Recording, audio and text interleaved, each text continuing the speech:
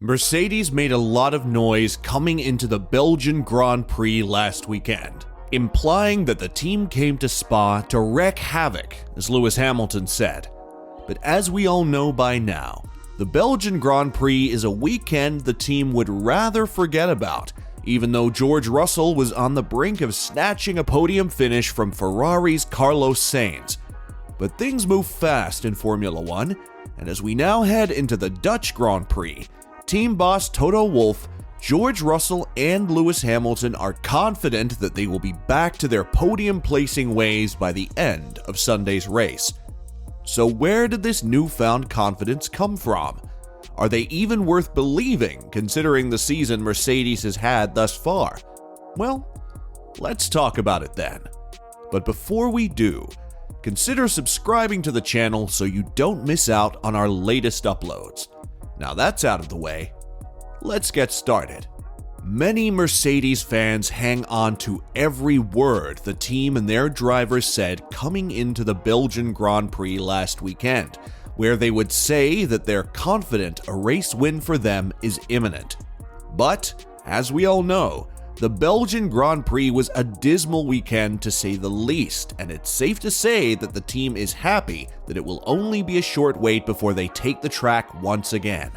And in that short span of time, team boss Toto Wolff has told the media that the team has now figured out what went so horribly wrong for them last weekend. Belgium was a challenging weekend for us as a team, but those weekends are the ones that really fire you up and make you dig deeper, said the Mercedes team boss. There were such big extremes across the weekend, from the pace differences on Saturday and Sunday to the difficult first lap for Lewis and George's late charge for a podium. We've been working hard to understand our Spa struggles, and thankfully we don't have long to wait until we can utilize and maximize those learnings. What will make the difference for the rest of this season is how quickly and effectively we can continue learning to deliver our best performance this year and next. The Dutch Grand Prix is next, and it was a real party atmosphere last year. It's an interesting, old-school track with sweeping bends, banked corners, and a lot of character. So, we're excited to be back there and to take on the circuit's challenges with this year's car. One of the surprising things that the team has had to decipher these past few days after the Belgian Grand Prix is just how did they just suddenly gain substantial ground on Ferrari in terms of race pace. Throughout the season, Mercedes has always targeted to gain ground on both Ferrari and Red Bull, and for the first time since the season started, it seemed as though George Russell had an overwhelming pace advantage over Leclerc at Belgium, and was only 2 seconds off Ferrari's Carlos Sainz by the end of the race. This huge swing in performance had George Russell perplexed at the time, to say the least. Mixed emotions, because I felt like the podium was definitely in sight and could have been achieved, he said when asked about his afternoon by motorsport.com. I don't think we expected to finish 2 seconds behind Sainz. We thought we'd be able to beat Charles Leclerc. We didn't think we'd beat Verstappen. Max was probably further ahead than we thought, and we were probably closer to Ferrari than we thought. So positives in some ways, negatives in others. We definitely didn't get it right yesterday in qualifying, and we probably missed about a second performance just in the tires.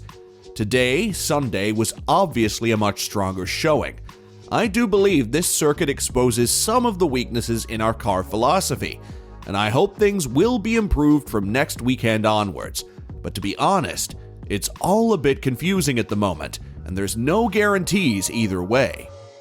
Mercedes Chief Technical Officer James Allison would explain a few things after what the team thinks is the underlying cause of their newfound race pace, saying, "This pattern hasn't been just in Spa, it's actually been there most of the season. In Budapest, we made some steps. We managed to move forwards and we were able to qualify on pole. But that was also a little bit of an outlier in itself. Normally, prior to that, Ferrari would be up to 6/10ths faster in qualifying, and yet we were able to close in on them in the race. What I can say is we're gaining to them on degradation during the race. Spa was no different to that. The approach and philosophy on what you're doing in terms of prioritizing race pace or qualifying pace might be different between the two teams. Obviously, the numbers are large. They are far more vast than we'd normally see. You'd normally expect a tenth or two swing, not a second. Part of it might be just how the tires are being used and car performance. Part of it is degradation.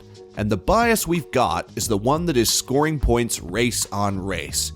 But even so, Allison would still point out that the team still has to figure out how they can get quicker during qualifying days, as they believe that a good starting position will be an integral component for them to win their first race this season.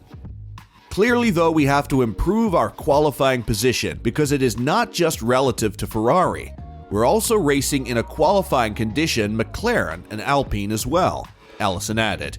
And in order to be racing at the front, in order to get our first win this season, we have to make sure that the qualifying improves from where it is, and that's the focus that just hasn't been this race. We've been looking at it across the season, and will continue to do so. And as the team look to bounce back at Zandvoort, both George and Lewis are in high spirits, saying that they believe that the gaps between them, Ferrari and Red Bull, won't be as big as the ones in Spa. It's a shorter lap at Zandvoort than at Spa, so I don't think the gaps will be as big.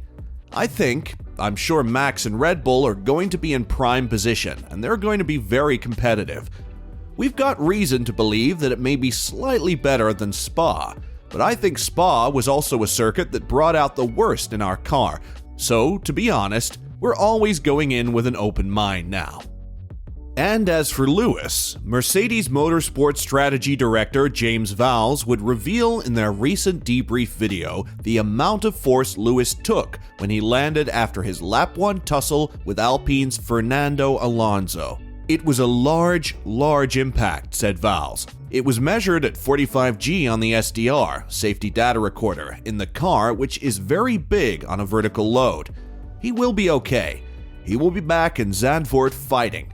I think primarily for him, he is frustrated that he had a very fast race car and a podium was possible, but he, like all of us, is here to fight and continue moving forward.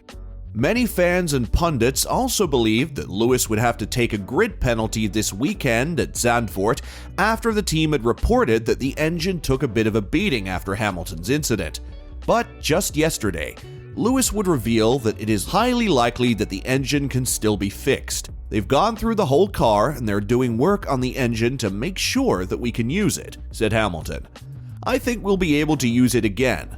We won't be using it this weekend because they're still repairing pieces from the car, so we'll find out soon.